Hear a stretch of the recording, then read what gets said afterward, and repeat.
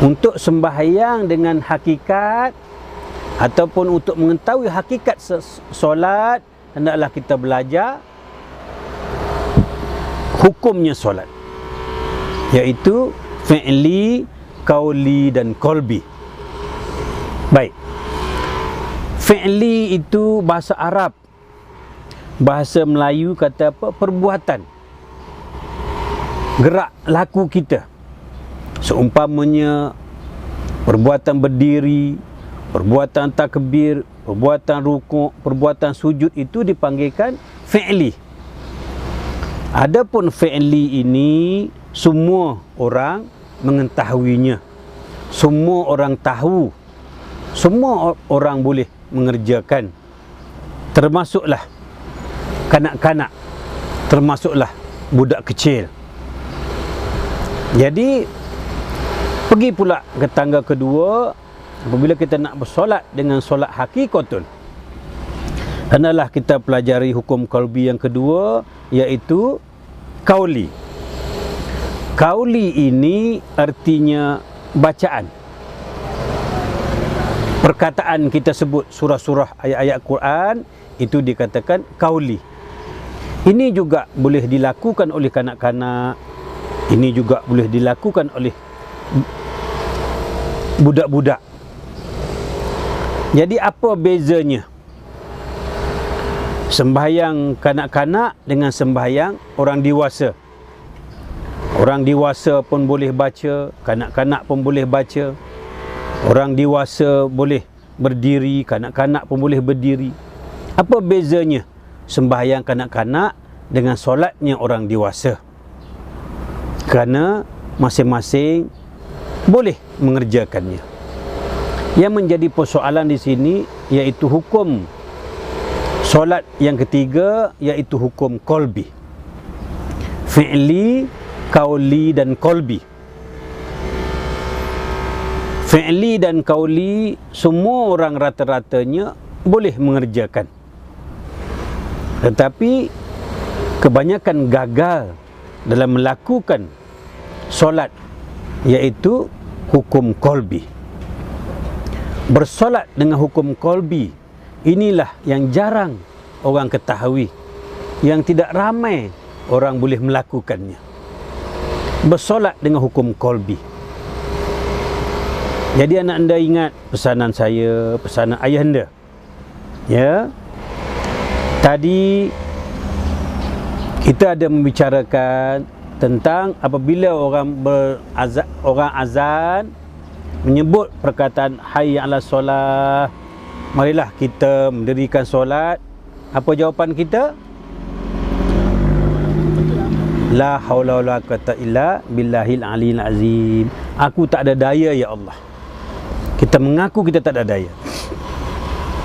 Apabila kita mengaku kita tak ada daya, siapa yang berjalan pergi ketika sejadah? Kemudian kita pun berdiri qiyam. Kita kena faham maksud berdiri qiyam, iaitu berdiri mati. Arti berdiri mati artinya kita ada kaki, kita tidak boleh menggunakan kaki untuk berdiri kerana kaki kita mati. Kita ada tangan, tak boleh menggunakan tangan untuk bertakbir kerana tangan kita mati. Kita ada mulut, kita tak boleh nak membaca ayat-ayat suci kerana mulut kita mati. Ini yang dikatakan bersolat dengan hukum qalbi. Hukum rukun 13 mengajar kita bersolat dengan anggota 7. Rukun 13 mengajak kita bersolat dengan anggota. Rukun 13 mengajak kita bersolat dengan menggunakan kaki, menggunakan tangan, menggunakan mulut, menggunakan siku, menggunakan lutut.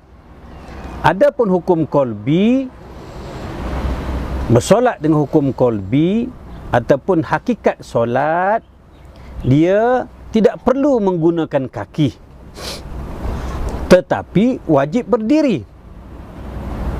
Ingat baik-baik. Rukun 13 mengajak kita berdiri dengan kaki. Tetapi bersolat dengan hukum qalbi, bersolat dengan solatnya hakikat, kita wajib berdiri. Tapi berdiri kita tidak dengan kaki. Seumpamanya orang yang kudung kaki. Apakah orang kudung kaki itu tak perlu bersolat? Orang kudung kaki juga perlu bersolat. Tetapi apakah dia berdiri dengan kaki? Beginilah yang dimaksudkan dengan hakikatnya solat. Solat dengan ilmu hakikat, kita tetap berdiri. Tidak boleh kita sekali-kali meninggalkan rukun. Jadi kalau rukun kata berdiri, wajib kita berdiri. Tetapi berdiri dengan apa? Bukan berdiri dengan kaki. Kita berdiri dengan kudratnya Allah.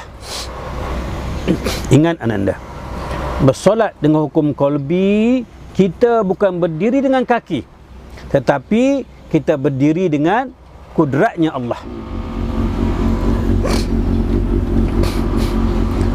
Sesuailah sebagaimana apabila kita terdengar azan, kita mengatakan la haula wala, tak ada daya upaya. Sesuailah dengan apabila kita berdiri itu berdiri qiyam, berdiri mati.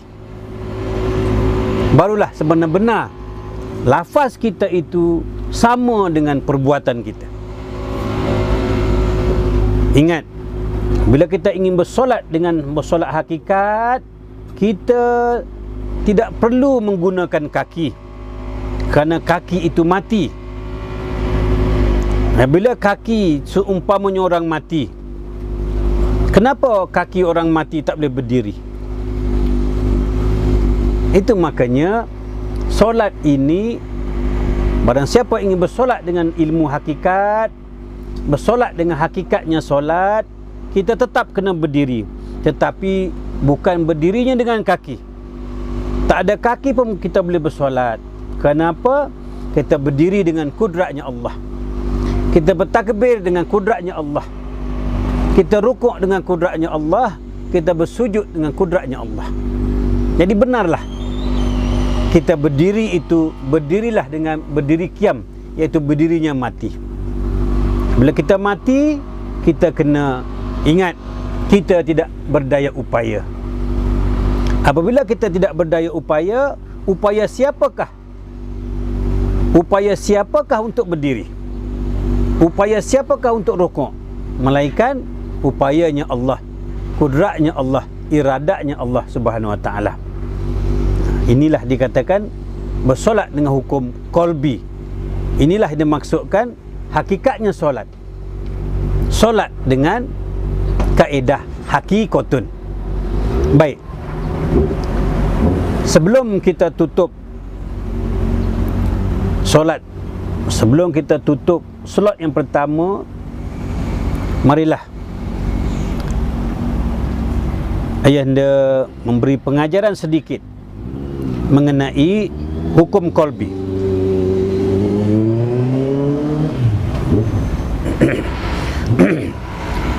Hukum qalbi itu ada 7 bahagian, 7 peringkat, 7 makam. Pertamanya qasad. Keduanya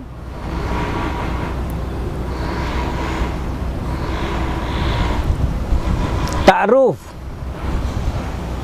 Ketiganya ta'yin. Keempatnya ihram. Kelimanya mi'raj. Keenamnya munajat. Ketujuhnya tabdi. Jadi selepas ini ayahanda ingin bercerita tentang mana dikatakan semena-mena bersolat, iaitu hakikatnya solat mengikut hukum qalbi. Hukum qalbi terbahagi kepada 7. Pertamanya qasad, ta'ruf, ta'yin, ihram, mi'raj, munajat, tabdi. Yang pertama dikatakan niat. mana yang dikatakan sebenar-benar niat. Adapun yang kita berkata sahaja aku bersolat, solat maghrib dengan 3 rakaat kerana Allah Ta'ala, aku bersolat fardu maghrib 3 rakaat kerana Allah Ta'ala, itu bukan niat, itu dikatakan lafaznya niat. Mana yang dikatakan sebenar-benar niat? Sebenar-benar niat itu adalah lafaz yang tidak berhuruf, lafaz yang tidak bersuara, lafaz yang tidak berjirim dan tidak berjisim. Anda ingin tinggal dulu bab niat, mari kita ambil hukum qalbi yang kedua, iaitu ta'aruf. Apa maksud ta'aruf? Ta'aruf ini maksudnya ta'arif. Ta'arif ini maksudnya menentukan yang mana sunat, yang mana wajib untuk dibawa berjumpa Allah Subhanahu Wa Taala. Ta'aruf artinya ta'rif. Ta'rif artinya sebelum kita bersolat, kita kena tentukan dulu bahagian anggota manakah yang hendak kita bawa berjumpa Allah. Bahagian anggota manakah yang hendak kita bawa berjumpa Allah. Adapun anggota 7 kita ini, kaki, tangan, mulut, mata, telinga, itu anggota yang sunat. Ada pun boleh, tak ada pun boleh. Seumpamanya orang tidak ada kaki, wajib dia bersolat, tak perlu membawa kaki. Di manakah anggota yang wajib kita bawa berjumpa Allah?